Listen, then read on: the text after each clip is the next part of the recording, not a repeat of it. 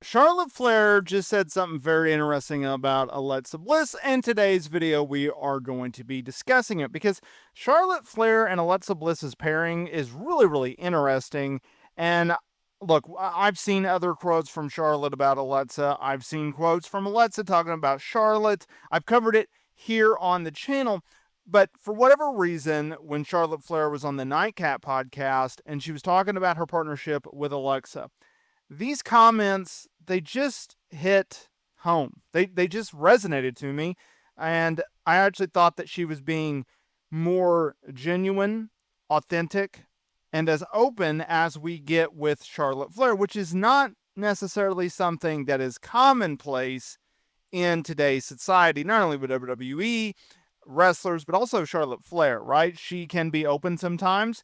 She can be very personal and keep things to the vest, right? She doesn't always come out and say what she thinks. But ever since going babyface, she's really tried to make an effort to show people who she really is and what she stands for, right? Both as a character in WWE as well as a person.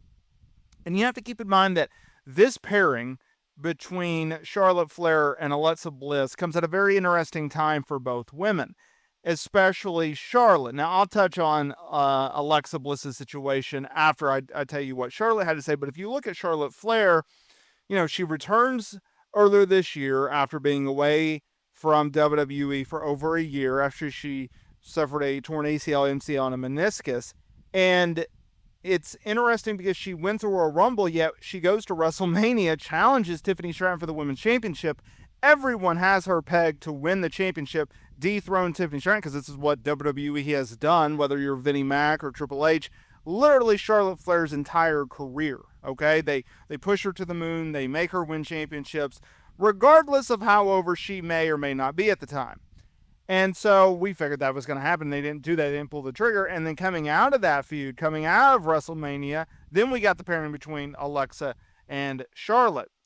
So she was on the Nightcap podcast, which Shannon Sharp and Chad Ochocinco, they host. And she was asked about her latest title run and her partnership with Alexa Bliss. Now, these two won the women's tag team titles at SummerSlam from Roxanne Perez and Raquel Rodriguez in a really good match.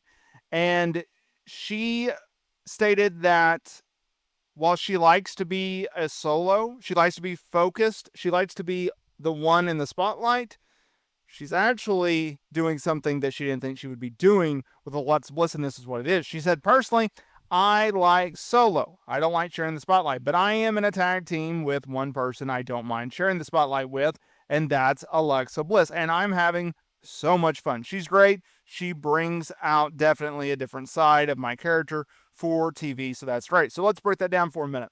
She's open. She's honest. She's talking about, hey, I like to be a single star. I like the focus. I like the spotlight to be solely on me.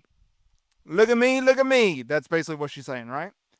But there is something about Alexa Bliss, Lexi Kaufman, that character, that person, that human being. It just brings out a different side of Charlotte Flair. And that's not a bad thing, right? Because WWE and Charlotte Flair have made it very, very clear they're going to push Charlotte as a babyface. Charlotte has gone out there in countless interviews talking about how she wants to be a babyface. She likes the challenge of it because, look, her entire career has been as a heel. That's what she's done. That's her bread and butter. Okay, that's what everybody knows her from. That's where she's found her most success. All the world title runs and wins and losses and feuds, right? It's mostly been as Charlotte Flair as a heel. And she's never been able to crack the babyface code, all right? The reason I think she's not a good babyface, or at least up to this point has not been a great babyface, is simply because there are people out there that, whether the way that they carry themselves, the way that they handle themselves, the way that they look, whatever, the demeanor, the personality, the character traits, wherever you want to chalk it up to be, some people are more likable than others. Some people are more hated than others. Case in point, The Miz. He's so much better off as a heel than he is a babyface. Now, he seems to be one of the nicest guys in the world, but he carries himself more like a heel. That's not to say that he's a bad person. That's just the way that he carries himself. So, in pro wrestling, what draws more money? Miz as a babyface or Miz as a heel? Well, of course, it's Miz as a heel. What carries more weight? What draws more money? Charlotte Flair as a babyface or Charlotte Flair as a heel? Well, history and trends and championships and dollars would tell you that, hey, that would be Charlotte Flair as a heel. Not to say that she can't transform herself. Not to say that she can't become a babyface that everybody falls in love with. It's just up to this point, they've never been able to crack the code as far as what makes Charlotte Flair a great babyface. They just haven't. She's okay, right? And so when WWE opted, hey, we're not going to go with Charlotte as a singles women's champion. Hey, we're not going to go with Alexa Bliss as a singles women's champion. Hey, we don't even know what to do with Alexa Bliss to the point where she missed WrestleMania despite being perfectly healthy. We don't know what we're doing with Alexa. So what do they usually do?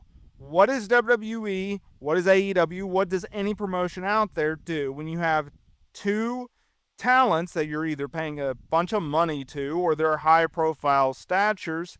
You throw them together, you put them in a tag team, and you're off to the races, right? And then eventually, once you're done with it, once they get over, once whatever the case may be, then you can have them split up, you can have them feud, and you can go in their separate ways, whatever. But it just gives kind of a refresh for the singles main event scene or singles mid-card scene, depending on who you are, where you're at, etc., right? So WWE is just simply doing that with Charlotte and Alexa. And I got no problem with it, right? Because I think WWE has really shifted their focus and shifted the way that they do things because, like, if you look at Alexa Bliss, obviously 2024 breakout year, 2025, okay, her at the top, her as the world champion, that reign is done. It's over. Forget about it, right? She drops the title to Rhea Ripley at Raw Netflix premiere. And so what do? Well, they put her in a tag team. And so they go, okay, instead of taking, 2-3 steps back, and just in a lot of ways what they did with Charlotte, it's like, well, with Liv, hey, we're going to pair with you with Raquel, and y'all are going to win the tag team title. So now you're going to still be in the top of the card, and you're still going to be a prominent featured talent, but you're just going to be in a tag team, but you're going to be a tag team champions. We're going to build a division around you, etc., right? Well, that's what they did with Charlotte Flair, right? Hey, Charlotte, you're not a singles no more. We don't really want to kind of beat you like a drum. We still think you're a top-tier star, a lot of potential, a lot of drawability, a lot of creating a star mobility and power and everything like that. So let's just pair you off with Alexa Bliss. Don't know what we're going to do with her anyway, so let's just pair you all together and make y'all tag team champions, and we'll just roll with it, and eventually one of y'all will turn heel or whatnot, and we'll go on down the road. But at least it buys us, 6, 9, 12 months of television. And at the end of the day, they're just trying to fill content. They're just trying to fill time. So, hey, why not? Right? Like, that's where they're going with this. So, we'll see.